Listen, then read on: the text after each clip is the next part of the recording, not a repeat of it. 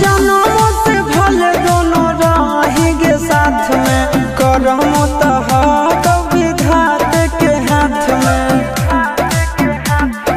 कन्हैया से मिला जाते हमारा तो मंगल तियल कान के है आगे सोना, मंगल तियल कान के जोड़ी है बनावल भगवान के, दोष न है इंसान के है आगे सोना, दोष न है भगवान के, जोड़ी है बनावल भगवान के, दोष न है इंसान के है आगे सोना, दोष न है इंसान के।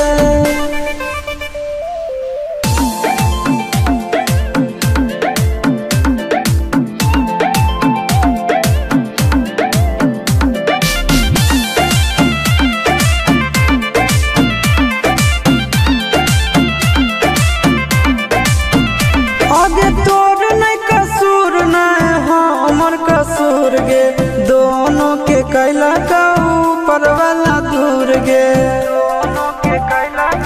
ये सोना आगे तोर नहीं